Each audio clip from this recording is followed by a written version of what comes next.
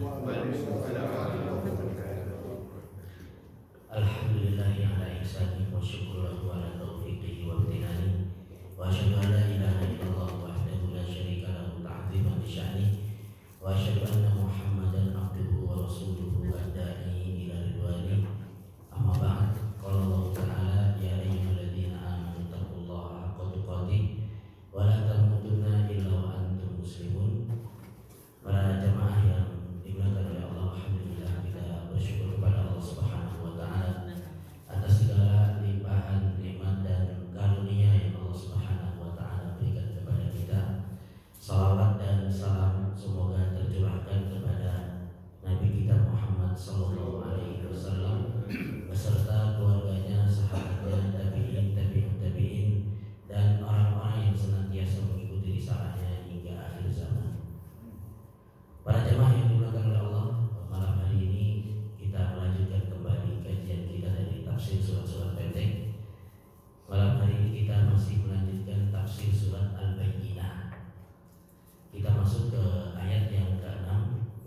A'udzubillahi minasyaitonirrajim. Innal ladzina kafaru min ahlil kitabi wal musyrikina fi nari jahannam khalidina fiha ulaika hum syarrul bariyah.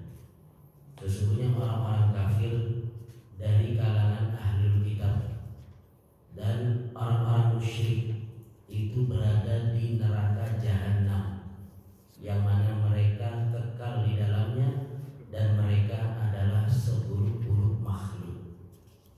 Jadi orang-orang kafir dari kalangan ahlul kitab. Ahlul kitab kemarin siapa Pak yang dimaksud?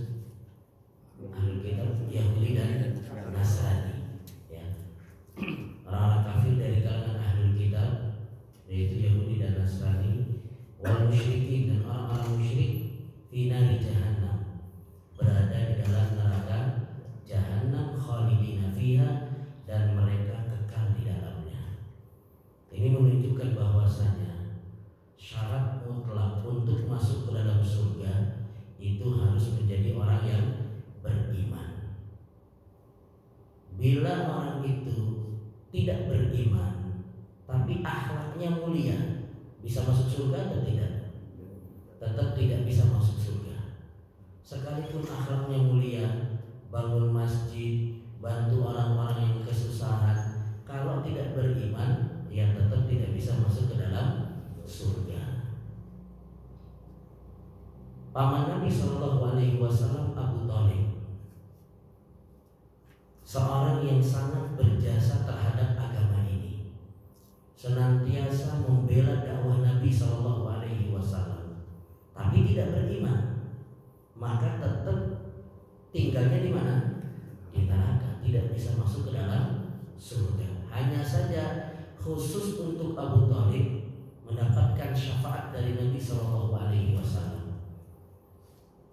Abbas bin Abdul Muttalib, ya, saudaranya Abu Thalib, paman Nabi Shallallahu Alaihi Wasallam, pernah bertanya kepada Nabi Shallallahu Alaihi Wasallam, wahai Rasul, bagaimana dengan nasib pamanmu Abu Thalib yang telah membela engkau, membela agama ini? Apakah tempatnya di neraka? Maka Nabi Shallallahu Alaihi Wasallam mengatakan, laula ana lakana fi asfali, ya, fi darkil asfali minan nar. Kalau bukan karena aku, maka Abu Thalib itu berada di keraknya neraka. Namun karena syafaat dari Nabi Shallallahu Alaihi Wasallam, Abu Thalib mendapatkan keringanan, termasuk yang paling ringan azabnya di neraka. Azab paling ringan di neraka bagaimana? Dipakaikan sendal mendidik otaknya. Ya, maka ini menunjukkan bahwasanya syarat mutlak masuk surga itu harus apa? Beriman. Kalau nggak beriman, sebaik apapun dia, tetap tidak bisa masuk ke dalam surga. Kemudian Allah Subhanahu wa taala berfirman, innal ladzina amanu wa 'amilus shalihat ulaika hum khairul bariyah. Sesungguhnya orang-orang yang beriman dan beramal saleh. Amal saleh itu bagian dari iman atau bukan? Ya. bagian juga dari apa?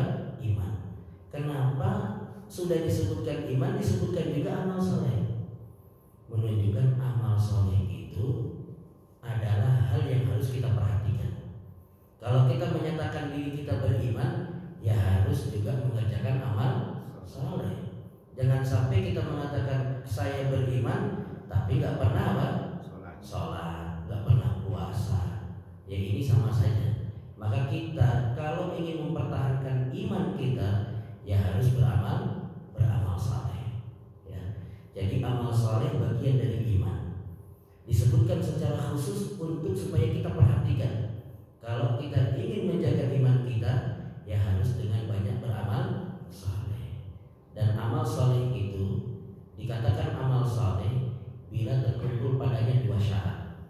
Yang pertama adalah ikhlas karena Allah, dan yang kedua adalah sesuai dengan tuntunan Rasulullah Sallallahu Alaihi Wasallam. Maka orang-orang yang beriman dan beramal saleh itu Allah Subhanahu Wa Taala katakan ulaika hum khairul bariyah, maka mereka adalah sebaik-baik makhluk. Dan orang-orang saleh itu dia bertingkat-tingkat. Orang beriman itu dia tidak satu tingkatan, tapi dia bertingkat-tingkat. Tingkatan yang paling tinggi tingkatan apa? Tingkatan paling tinggi dari orang saleh para nabi, ya. Jadi tingkatan paling tinggi itu tingkatan para nabi, ya. Kemudian setelah itu tingkatan apa? Setelah para nabi tingkatan apa?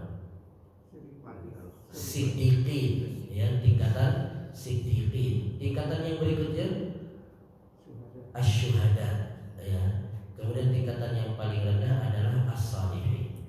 Ini sebagaimana yang Allah Subhanahu Wa Taala firmankan dalam surat An-Nisa ayat 69. Wa may yuti'illaha wa rasul fa ulaika ma'al ladzina an'ama Allahu 'alaihim minan nabiyyin was-siddiqin wasyuhada was-salihin. Barang siapa yang taat kepada Allah dan Rasulnya, maka Allah Subhanahu Wa Taala akan memberikan nikmat kepada mereka. Yaitu apa? Dengan dikumpulkan bersama an-nabiyyin wasiddiqin, ya. As-siddiq itu artinya apa? As-siddiq itu artinya adalah orang-orang yang jujur, yang dipimpin oleh Abu Bakar As-Siddiq radhiyallahu anhu. Kemudian asyuhada, yaitu orang-orang yang mati syahid, was-salihin, ya. Jadi orang-orang yang beriman itu bertingkat-tingkat. Yang paling tingginya adalah tingkatan para nabi. Dan surat An-Nisa ayat 69 ini disebutkan memiliki asbabun nuzul. Asbabun nuzul itu apa? Sebab turun, ya. Jadi ada seorang sahabat disebutkan dia senantiasa rindu dengan Nabi Sallallahu Alaihi Wasallam. Jadi kalau sudah berpisah, misalkan selesai sholat isya pulang ke rumah masing-masing, itu dia di rumah nggak betah, ya. Pengen langsung keluar ingin bertemu dengan siapa? Nabi. Pokoknya asal berpisah tidak berapa lama kangen dengan Nabi Sallallahu Alaihi Wasallam. Maka akhirnya dia datang kepada Nabi Sallallahu Alaihi Wasallam. Dia mengatakan, wahai Rasul, saya adalah orang yang senantiasa rindu kepadamu. Saya nggak bisa jauh dari engkau. Namun saya memiliki kekhawatiran. Kalau di dunia saya rindu, saya tinggal apa? Datang mencari engkau. Yang saya khawatirkan bila nanti saya meninggal dunia, engkau meninggal dunia, saya meninggal dunia, kemudian datang hari kiamat, engkau di surga yang tempatnya tinggi, sedangkan saya apa? Mungkin masuk surga tapi tempatnya di bawah. Jadi nggak bisa bertemu dengan Nabi Sallallahu Alaihi Wasallam kembali. Maka Nabi Sallallahu Alaihi Wasallam pun diam. Maka tidak lama kemudian turun ayat ini, wa may yuti'illah, siapa yang taat kepada Allah wal Rasul dan juga taat kepada Rasul, fa ulaika ma'al ladzina an'ama Allahu 'alaihim minan nabiyyin wasiddiqin wasyuhada wassalihin. Maka mereka akan dikumpulkan bersama orang-orang yang Allah Subhanahu Wa Taala berikan nikmat kepada mereka dari kalangan para nabi, as-siddiqin wasyuhada wassalihin. Ya, jadi syaratnya apa? Taat kepada Allah dan Rasulnya. Kemudian bagi orang-orang yang beriman ini apa? Jazaohum 'inda rabbihim jannah. Balasan bagi mereka di sisi Allah Subhanahu wa taala adalah apa? Surga. Jannatu adnin. Ya.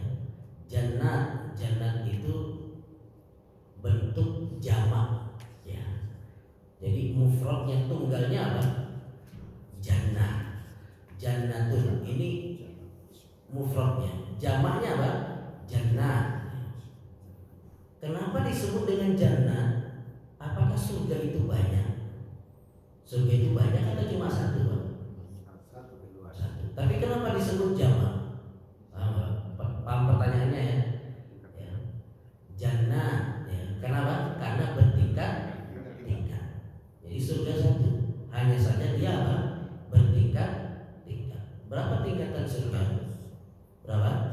100, ya. Ada yang menyebutkan tingkatannya itu apa? 100. Inna fil jannati mi'ata darajah. A'adda Allahu lil mujahidin fi sabilillah.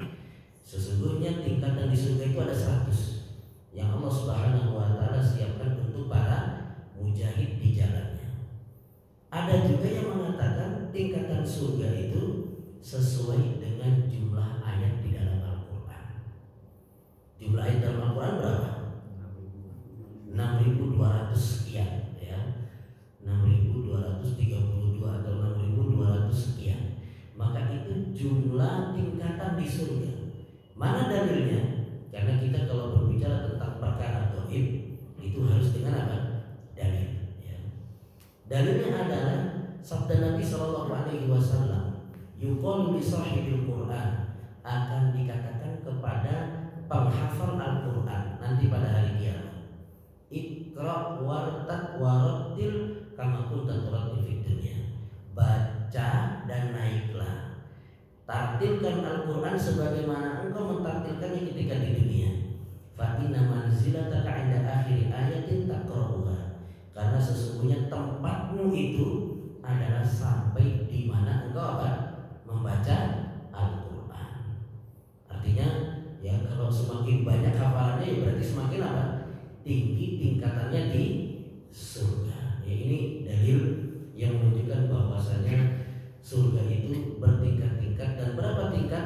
Ada yang mengatakan sejumlah ayat di dalam Al-Quran. Ada juga yang mengatakan bahwasanya surga itu ya tingkatannya 100. Allah Subhanahu wa taala mengatakan jannatu adnin, surga Aden.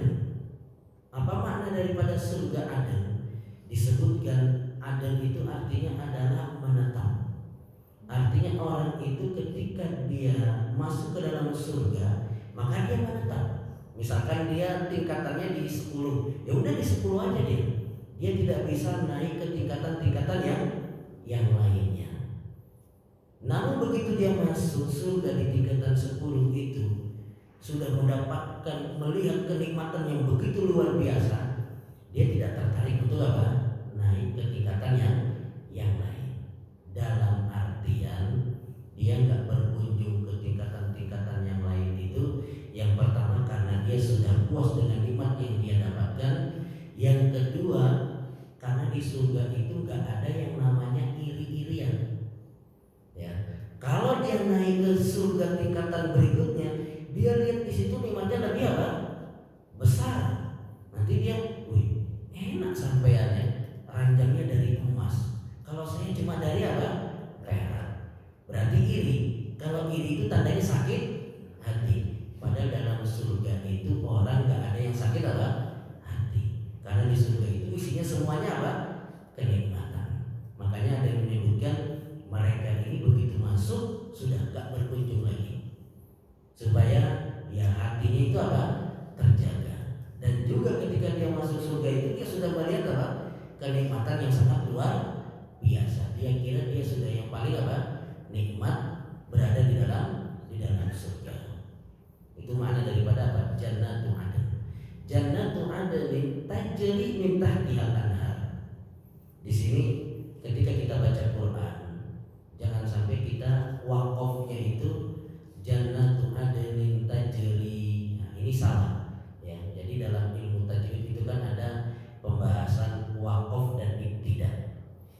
wakaf itu tanda berhenti. Ibtida itu memulai kembali untuk apa? Membaca. Kalau kita wakafnya jannatu adnin tajri, itu artinya apa? Surganya yang jalan. Tajri itu artinya apa? Mengalir. Ya, jannatu adnin tajri, surga adn yang apa? Mengalir. Enggak pas. Makanya enggak pas kalau kita wakaf di mana? Di tajri. Jadi kalau kita enggak kuat nafas kita, maka kita baca jazaohum inda rabbihim jannat, ya. Atau jannat, ya, jannatu adn. Jangan wakafnya jannatu adnin tajri. Nah, ini enggak pas. Enggak bisa, enggak sesuai dengan apa? Maknanya. Karena yang mengalir itu bukan surga, tapi yang mengalir apa? Tajri min tahtihal anhar, yang mengalir di bawahnya sungai-sungai.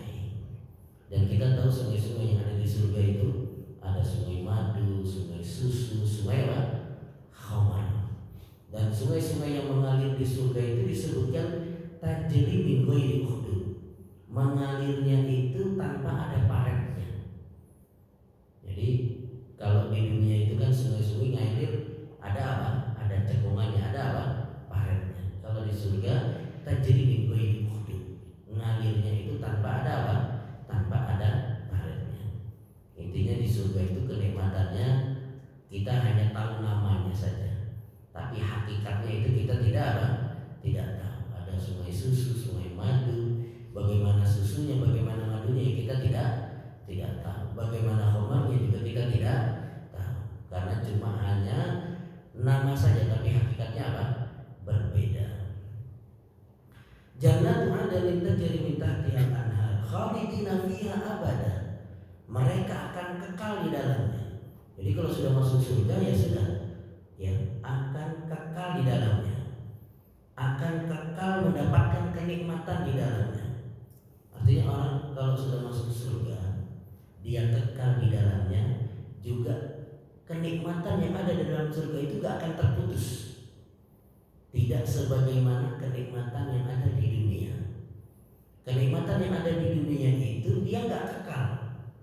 Dalam artian misalkan sekarang ini musim mangga, tapi mangga sekarang sudah mulai langka, benar nggak Pak? Sudah mulai harganya mahal-mahal. Nanti lama-lama mangga susah kita apa? Temukan. Akhirnya nggak kita temukan lagi sama sekali. Di dunia itu kenikmatannya tidak apa? Tidak langgeng.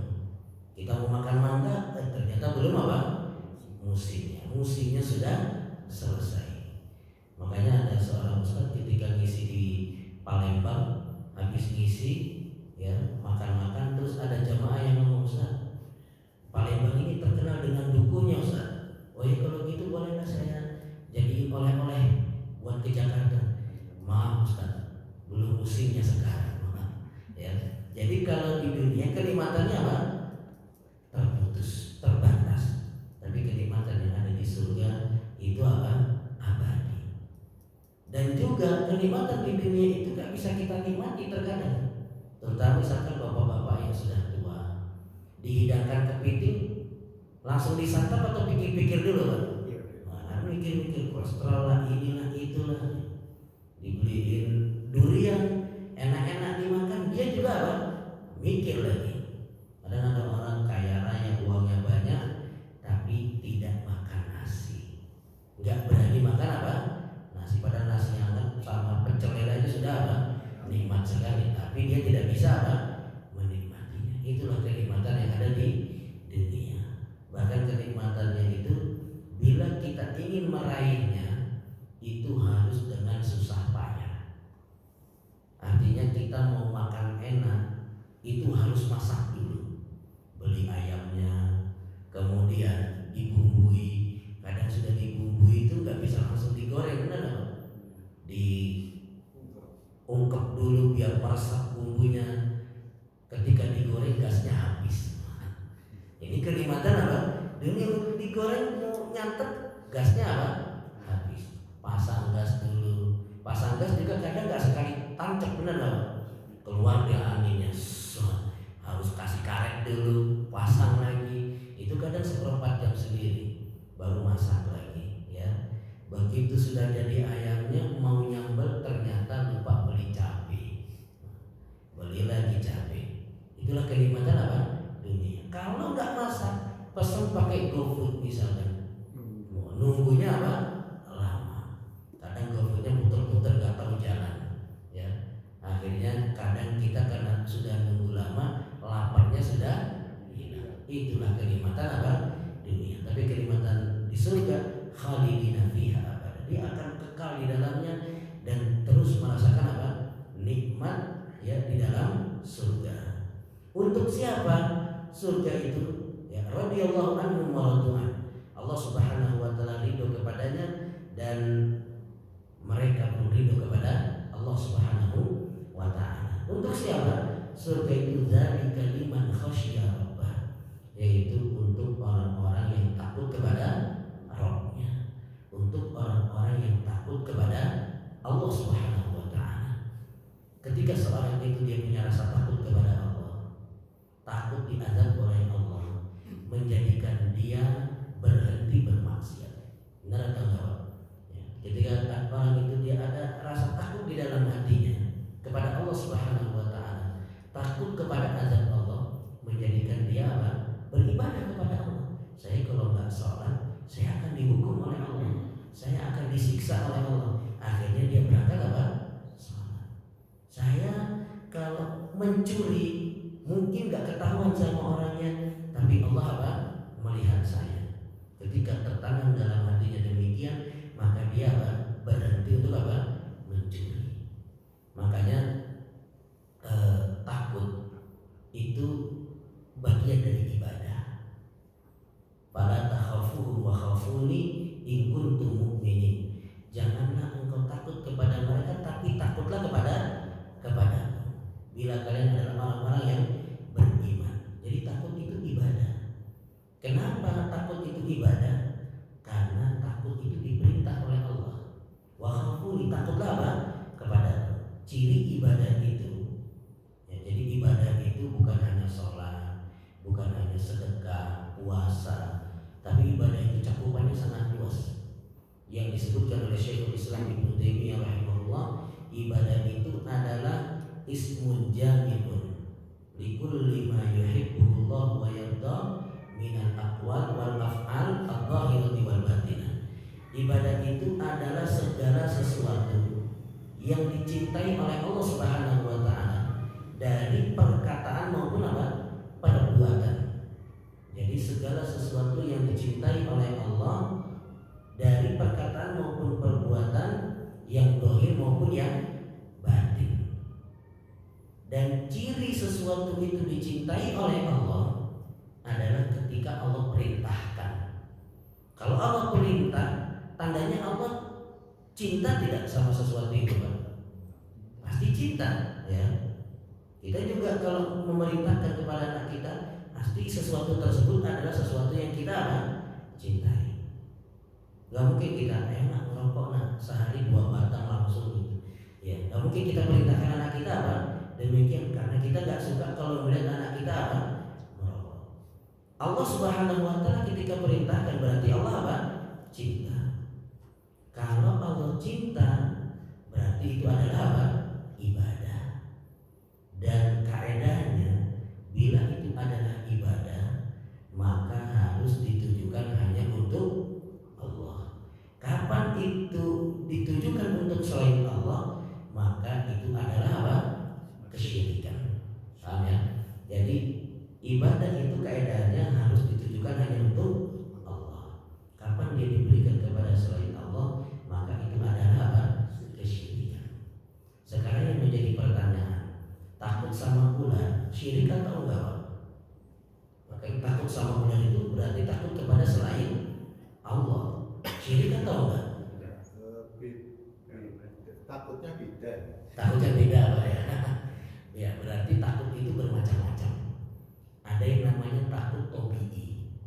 Takut tobii itu takut musuh, takut ular, takut singa. Nah, kalau ini dia tidak masuk kepada ibadah, maka wajar. Orang takut sama musuh itu adalah hal yang wajar. Nabi Musa alaihissalam juga takut sama kejaran siapa? Fir'aun. Ya. Kalau kita katakan takut seperti ini itu syirik, berarti Nabi Musa melakukan apa? Kesyirikan. Jadi takut sama musuh, takut sama harimau, takut sama ular, itu adalah takut yang tabii. Sekarang takut sama hantu, syirik atau enggak? Kita lewat kuburan, kemudian lihat pocong bergelantungan, lari atau jalan? Lari, mesti lari ya kan?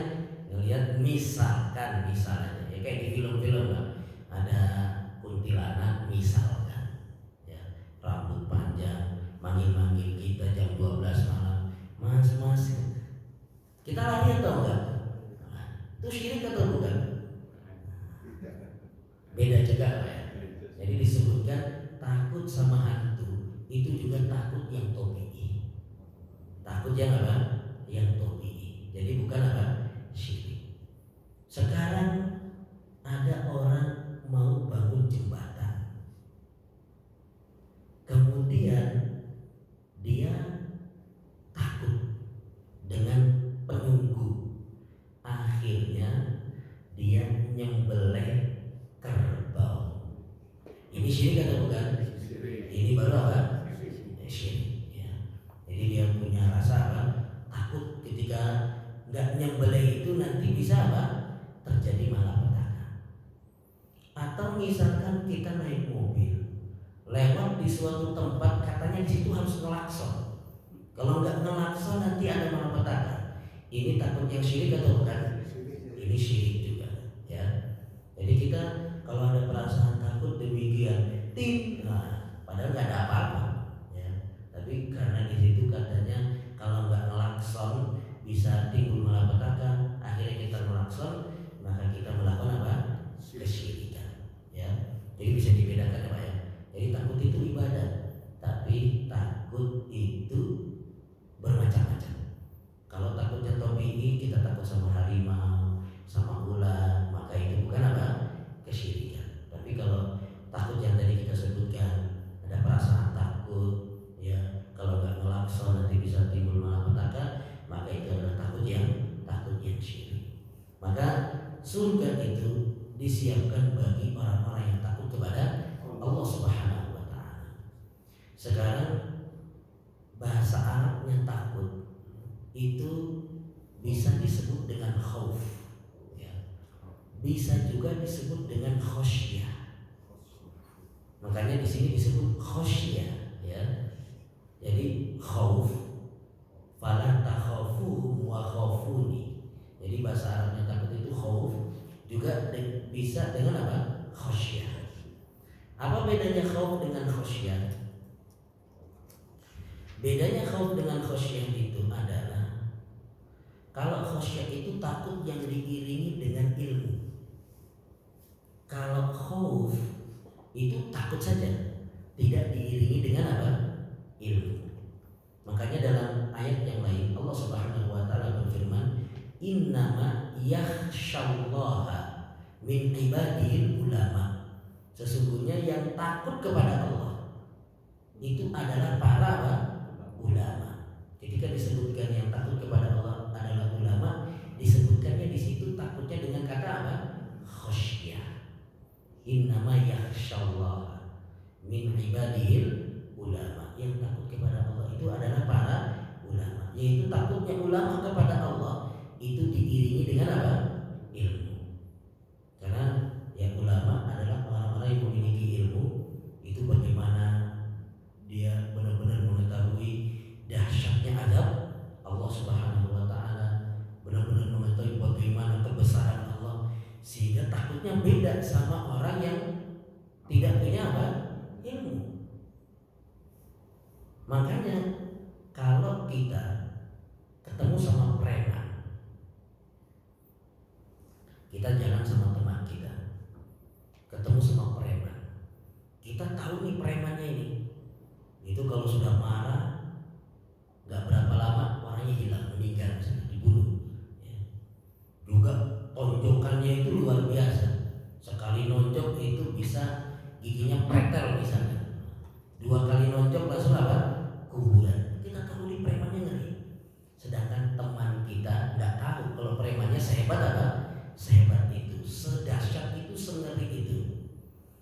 kira-kira teman kita ketika ketemu preman ini biasa saja atau ketakutan seperti takutnya kita?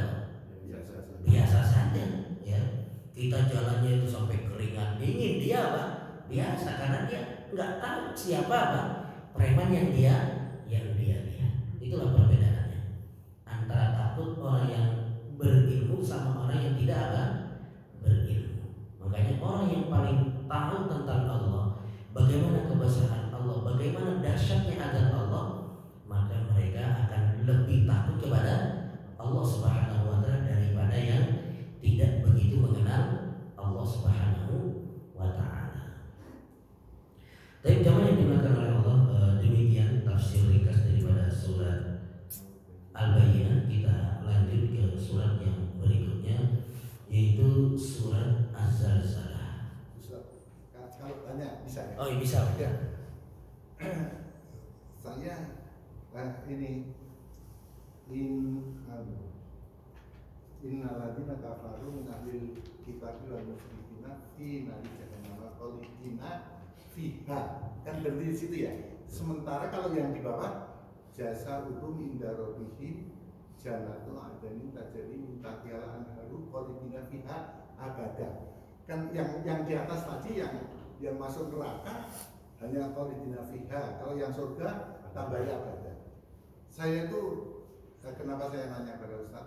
Dulu pernah saya mendengar si Quraisy Shihab, Ustaz Quraisy Shihab. Itu waktu itu dia menafsirkan ini, tapi al-nisbah di dalam radio, nggak bisa tanya jadinya dalam radio. Karena yang di atas tadi khalidina fiha, yang di bawah khalidina fiha.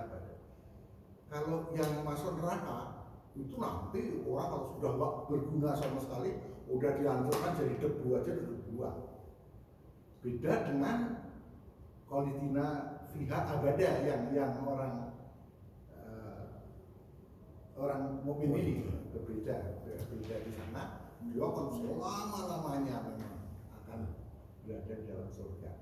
Nah ini karena saya dulu hanya di dalam radio, apakah pengertiannya begini? Apakah betul atau mungkin ada hadis atau ada referensi lain yang nanti kalau orang masuk neraka itu sudah jadikan debu dan dibuang udah hilang. Orang yang nggak berguna, yang nggak berguna sudah dibuang aja. Kalau minta informasi itu. Ya, penghuni neraka itu ya dari kalangan orang-orang kafir, dia kekal di dalamnya. Kalau dari kalangan orang beriman, karena ada dari orang beriman itu juga apa? Yang dimasukkan ke dalam neraka. Tapi orang-orang yang beriman ini, dia dicuci, setelah sudah bersih dia akan dimasukkan ke dalam surga. Ya. Jadi makanya ayatnya tidak khalidina fiha abada. Itu yang pertama.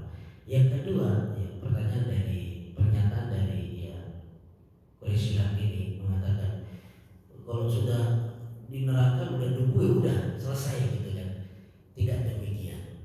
Karena di surat An-Nisa Allah Subhanahu wa taala mengatakan kullama nadijat juluduhum baddalnahum juludan ghairaha liyadhuqul adzab. Setiap kali kulit mereka matang, maka diganti dengan kulit yang baru untuk merasakan azab. Ya. Jadi nggak benar orang disiksa kemudian udah jadi debu udah selesai. Ya. Sebenarnya pernyataan ini juga ada yang menyatakannya. Kalau tidak salah Ibnu Arabi. Jadi ada dua, Ibnu Arabi sama Ibnu Arabi. Ya, kalau tidak salah yang nyeleneh itu yang tidak ada alif lamnya, Ibnu Arabi. Dia mengatakan nggak apa-apa masuk neraka itu.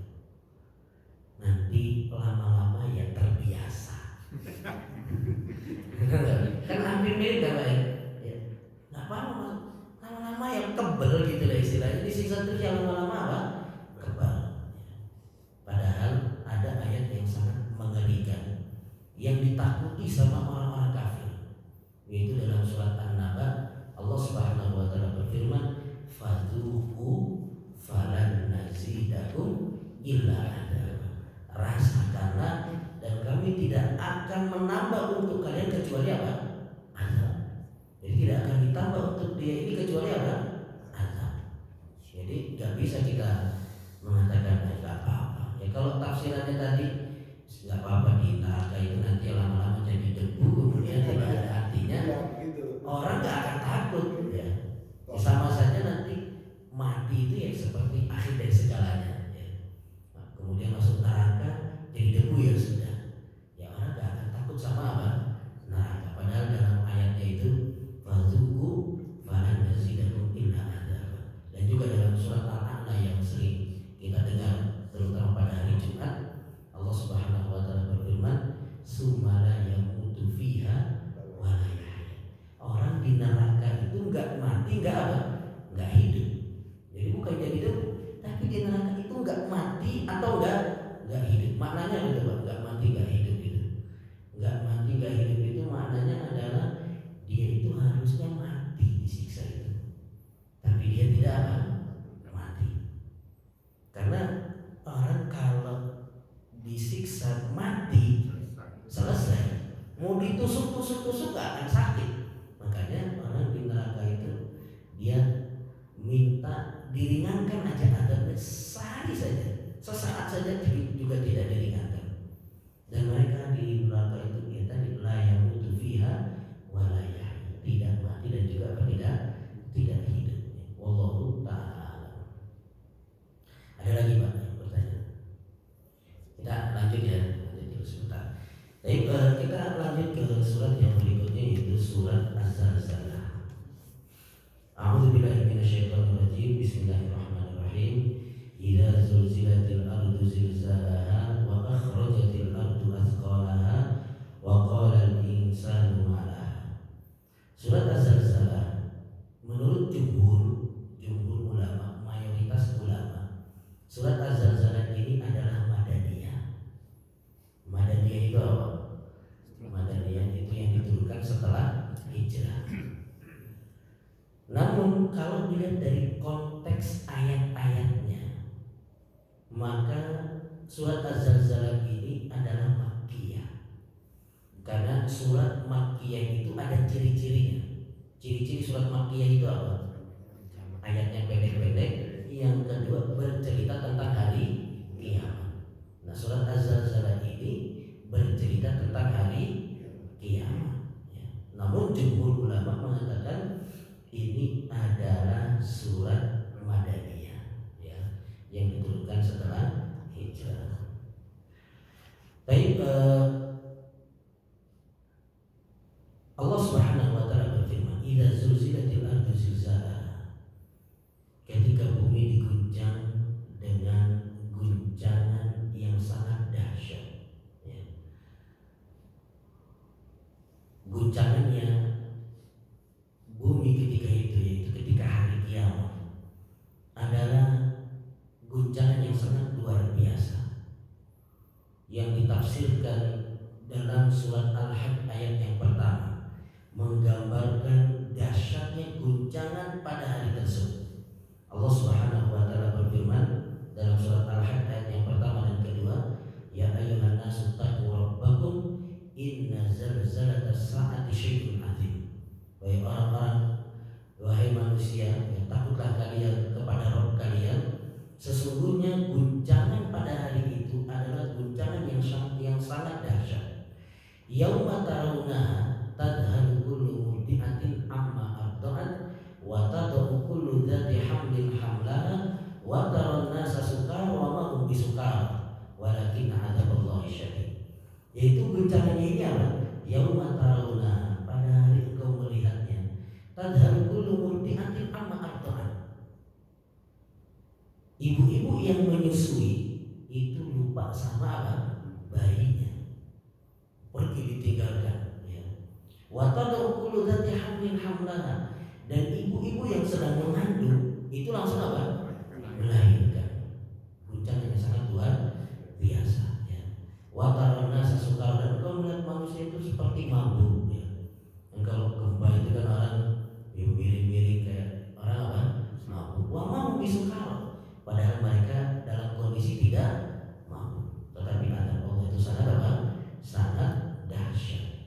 Itulah gambaran guncangan yang terjadi pada hari kiamat. Guncangan yang sangat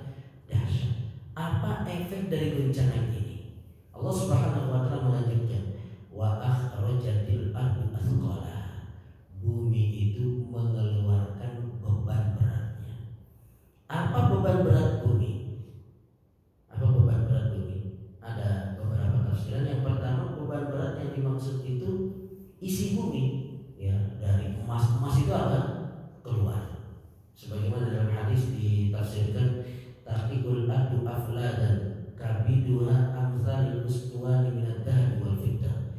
Bumi itu nanti pada hari kiamat akan memuntahkan isinya berupa emas dan perak yang besar-besar, ya mungkin sebesar-besar tiang, itu dimuntahkan oleh apa? Bumi. Ketika bumi memuntahkan emas perak itu, maka kemudian disebutkan oleh Nabi fayajibul qatil, maka orang yang pernah dikisos atau yang pernah dibunuh itu dia mengatakan fi hadza qutiltu, gara-gara ini saya apa? Dibunuh. Karena kadang gara-gara harta itu kan orang apa? Dibunuh, ya dirampok, ya. Kita kalau misalkan punya uang banyak, ya, kemudian ada penjahat yang tahu, kadang kita apa? Diikuti nanti sampai tempat yang sepi, bahkan nggak sepi, ya. Kalau sudah kebelet pengen diambil hartanya, kemudian apa? Ditembak mati. Saya dulu punya kenalan di pesantren, dia karyawan, dia sebagai bendahara, ditugaskan mindahin uang dari satu bank ke bank yang lain. Ternyata ada penjahat yang tahu, diikuti. Ketika uang sudah diambil, jumlahnya ketika itu hampir 100 juta. Begitu diambil, mau keluar masuk mobil, ditodong, ya. Dia pertahankan, ditembak sampai apa? Meninggal dunia. Maka orang ini datang dia pada hari kiamat. Nah, gara-gara ini saya apa? Saya dibunuh. Kemudian wayajibul qatil, kemudian datang orang yang memutuskan tali silaturahim. Dia mengatakan, nah, gara-gara ini saya apa? Memutuskan tali silaturahim. Karena gara-gara harta juga apa? Kakak sama adik gak teguran, terutama masalah warisan. Nah, ini kalau bapak yang meninggal dunia, warisannya banyak, biasanya kakak adik itu apa? Rebutan, ribut. Yang satu minta segera dibagikan, yang satunya minta jangan dibagikan dulu, tahan dulu rumahnya. Siapa tahu 10 tahun lagi bisa harganya apa? Mahal. Padahal yang satunya sudah kepengen apa? Dapat warisannya.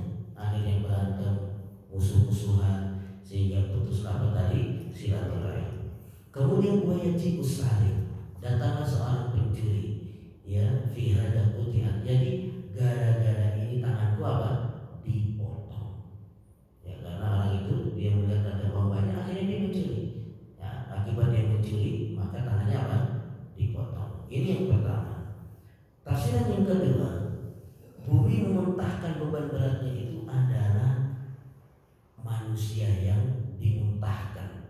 Artinya pada hari itu manusia dibangkitkan kembali oleh Allah Subhanahu wa ta'ala. Sebagaimana di dalam ayat disebutkan, fa idza nufikha fis-sur fasa'iqa man fis samawati wa man fil ardi illa man sya'allah. Ketika ditiupkan sangkakala, maka mati semua yang ada di langit dan bumi, illa man sya'allah, kecuali yang dikehendaki oleh Allah Subhanahu wa ta'ala. Summa nufikha fi ukhra fa idza hum qiyamun yanzurun. Kemudian ditiupkan sangkakala yang kedua, maka manusia kemudian dihidupkan kembali. Nah, ini keluar dari apa? Kubur. Kemudian Allah Subhanahu wa ta'ala berfirman, wa qala al-insanu ma laha.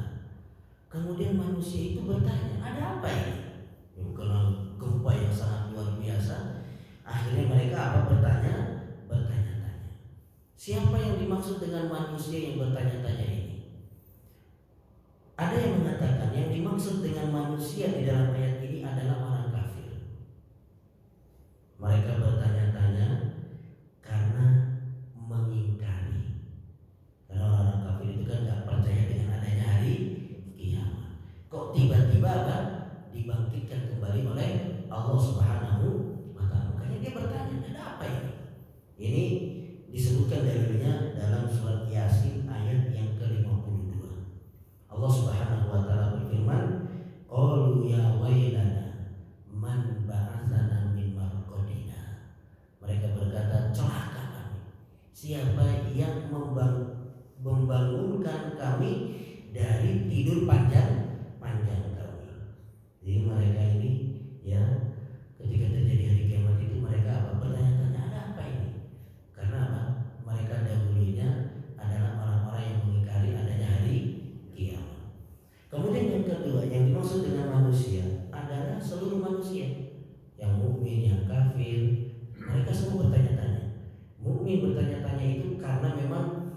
guncangan ketika itu sangat apa?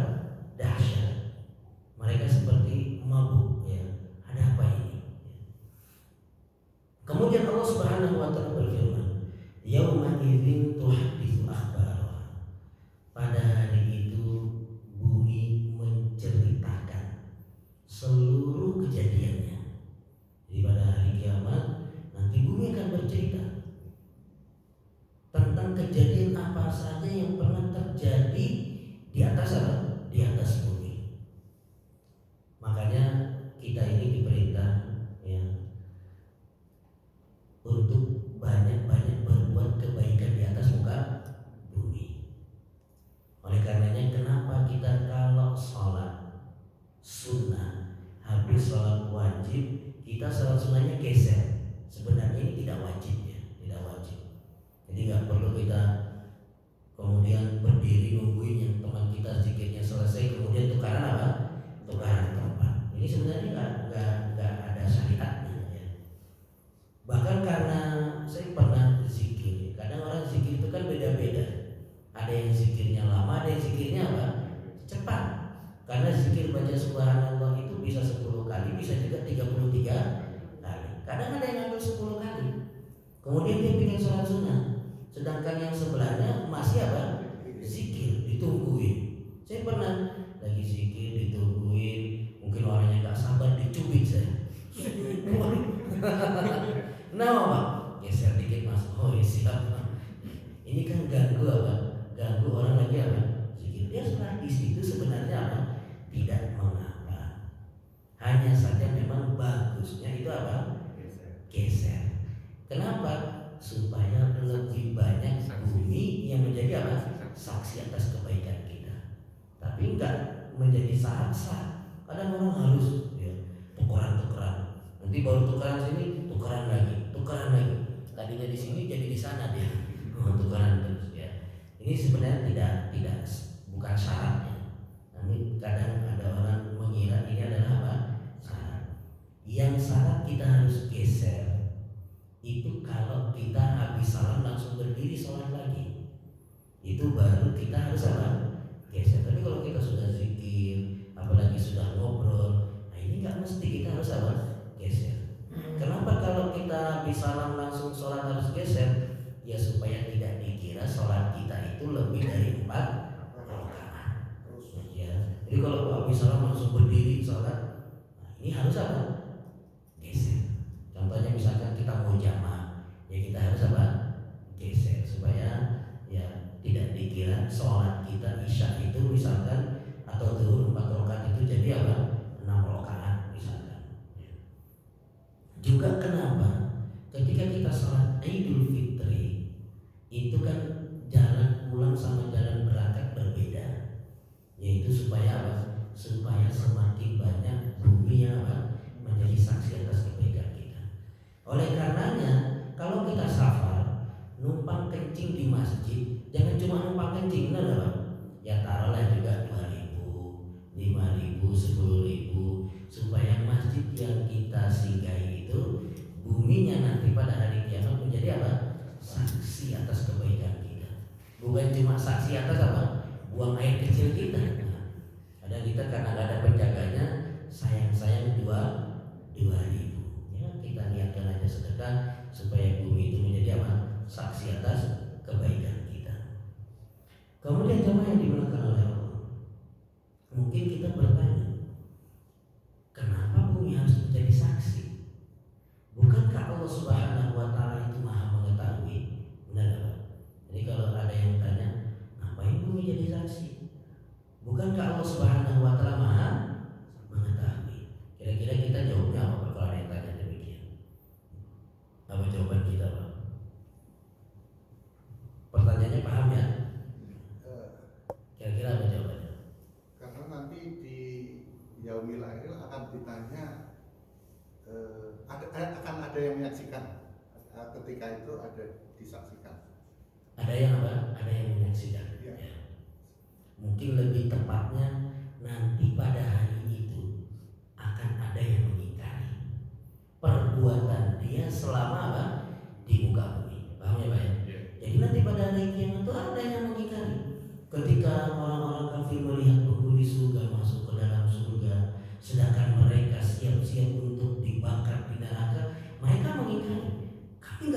ini ya Allah. Nah, bumi akan menjadi apa? Saksi. Saksi. Dan juga kenapa bumi itu menjadi saksi? Padahal Allah Subhanahu wa taala Maha mengetahui untuk menunjukkan kemahaadilan Allah Subhanahu wa taala. Ya, karena kalau tiba-tiba Allah Subhanahu wa taala menghukum, akan ada yang mengatakan, ya Allah tidak apa? Tidak adil. Tapi kalau ada saksi, nah, menunjukkan Allah itu maha apa? Maha adil. Jadi tidak serta-merta langsung apa? Menghukum orang yang bersalah, tapi mereka yang dihukum, ya karena memang mereka bersalah dan ada apa? Saksinya, yaitu apa? Bumi yang akan menjadi saksi nanti pada hari kiamat. Bahkan nanti pada hari kiamat itu kan bukan cuma bumi yang akan menjadi saksi. Pada hari kiamat itu nanti mulut dikunci. Yang akan berbicara apa? Ya tangan, kaki, ya kulit, ini akan apa? Berbicara di hadapan Allah Subhanahu wa taala. Makanya penghuni neraka itu mengatakan, wa qalu li juludihim lima syahidtum alaina. Mereka berkata kepada kulit-kulit mereka, kenapa engkau menjadi saksi atas perbuatan kami? Qalu an taqallahu alladzi antaqa kulla syai'. Allah Subhanahu wa taala yang menjadikan kami bisa berbicara. Ya, Allah yang menjadikan semua itu bisa apa? Berbicara. Kemudian jemaah yang dimuliakan oleh Allah, Allah Subhanahu wa taala berfirman, bi anna rabbaka awhana. Karena Allah Subhanahu wa taala yang memberikan apa? Wahyu kepadanya. Jadi bumi itu bisa berbicara karena Allah yang perintahkan dia bisa berbicara. Mungkin kita akan mengatakan bumi bisa menjadi saksi. Emang di mana mulutnya bumi? Kita nyari dari ujung ke ujung juga gak bakal ketemu apa? Mulutnya bumi. Tapi bumi itu bisa berbicara atas izin dari Allah Subhanahu wa taala. Oleh karenanya dalam ayat yang lain disebutkan bahwasanya bumi itu bisa berbicara, langit bisa berbicara. Dalam surat Fussilat ayat yang ke-11. Summa stawa ila sama wa hiya dukhan.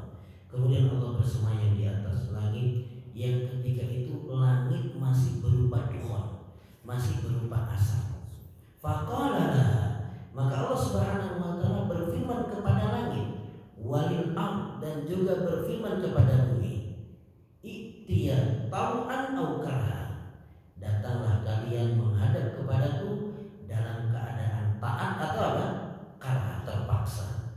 Qolata, langit dan bumi berkata, ataina ta'in, kami datang menghadapmu ya Allah dalam kondisi apa? Taat. Ya. Jadi langit, bumi gak punya mulut tapi bisa berbicara. Makanya bumi nanti akan menjadi saksi nanti pada hari kiamat. Juga di antara benda yang tidak punya mulut tapi bisa berbicara, apa lagi Pak kira-kira? Apa yang bisa bicara tapi gak punya mulut? Kolam. Kolam itu apa kolam? Kolam, pena. Pena bisa bicara.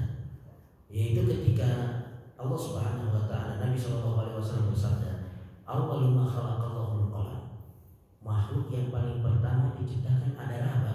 Pena. Kemudian Allah Subhanahu wa taala berfirman kepada pena, "Uktub." Ya, tulis. Maka pena bertanya, "Wa madza aktub?" Apa yang harus saya apa?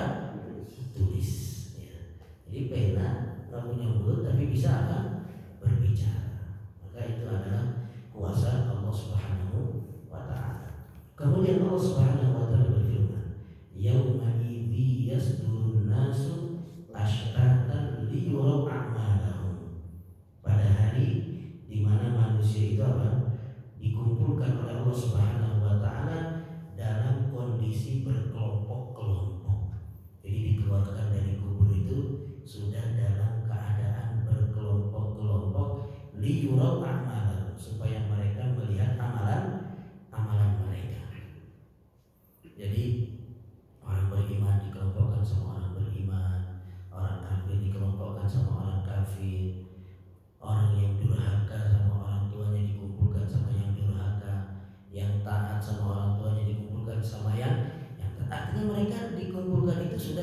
kondisi apa? Berkelompok-kelompok. Jadi mereka sudah sadar ketika dikelompokkan sama ini itu sudah tahu liyurau a'mal untuk melihat amalan mereka. Dari yang lain yang menyebutkan bahwasanya manusia itu dikelompok-kelompokkan, yang mukmin sama yang kafir itu sudah dikelompok-kelompokkan adalah surat Maryam ayat 85 sampai 87. Allah Subhanahu wa taala berfirman, "Yauma nahsyurul muttaqina ila rahmani wafda." Pada hari di mana kami kumpulkan orang-orang yang bertakwa itu menghadap kepada Ar-Rahman dalam kondisi terhormat. Wa nasukul mujrimin, sedangkan orang-orang kafir kami giring. Jadi beda. Kalau menyebutkan orang bertakwa itu akan dikumpulkan. Tapi ketika menyebutkan orang kafir, wa nasukul mujrimin, kami giring orang-orang kafir itu ila jahannam wirda, ke neraka jahanam dalam kondisi apa? Dalam kondisi haus. Ya, ini dalil yang menunjukkan bahwasanya orang-orang itu nanti pada hari kiamat dia dikeluarkan dari kubur sudah dalam kondisi apa? Berkelompok-kelompok. Kemudian ayat yang terakhir, ya, dua ayat yang terakhir, Allah Subhanahu wa taala berfirman, "Faman ya'mal mithqala dzarratin khairan yarah, wa man ya'mal mithqala dzarratin syarran yarah." Barang siapa yang beramal kebaikan meskipun sekecil zarah, ya, maka Allah Subhanahu wa taala akan membalasnya. Dan barang siapa yang mengerjakan amalan keburukan meskipun sekecil zarah, maka Allah Subhanahu wa taala akan apa? Membalasnya. Jadi amalan kebaikan kita sekecil apapun akan dibalas oleh Allah. Dan sebaliknya keburukan kita sekecil apapun juga akan dibalas oleh Allah Subhanahu wa taala. Zarah itu apa, Pak? Zarah. Yang paling kecil. Sesuatu yang paling kecil, ya. Kalau diartikan apa diartikan di Al-Qur'an? Biji sawi, ya. Diartikan dalam Al-Qur'an biji sawi ini arti yang kurang tepat sebenarnya. Karena kalau kita mentafsirkan Al-Qur'an itu usahakan dengan bahasa yang bisa dipahami oleh semua orang. Kalau kita tafsirkan zarah dengan biji sawi, kira-kira orang Arab tahu nggak biji sawi, Pak? Nggak tahu ya. Biji sawi aja nggak tahu deh. Kita yang sering makan bakso atau mie ayam pakai sawi itu juga nggak pernah nemu apa biji sawi. Makanya zarah itu ditafsirkan yang pertama adalah dengan sebut yang paling kecil. Juga ada yang mentafsirkan zarah itu adalah debu, ya, yaitu orang yang mengumpulkan tangannya ke tanah kemudian dia bersihkan, ya. Debu-debu yang masih nempel di tangan itu adalah apa? Zarah.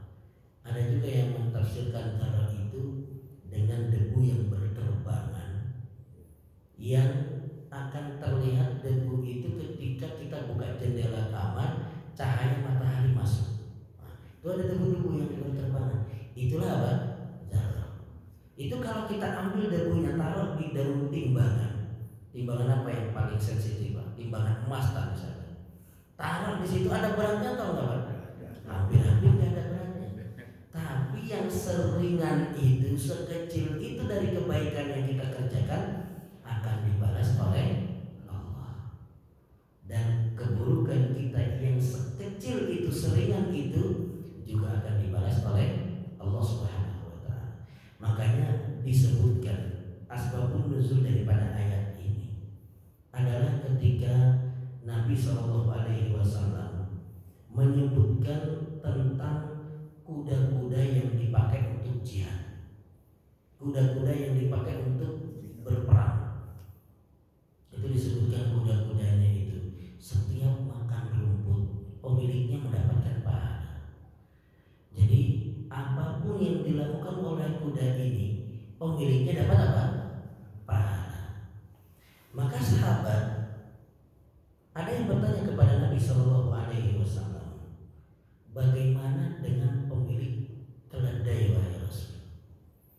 Karena kan tidak semua sahabat itu kaya raya. Sedangkan kuda kan harganya apa? Mahal. Nah, bagaimana dengan keledai? Kita nggak punya kuda tapi kita punya apa?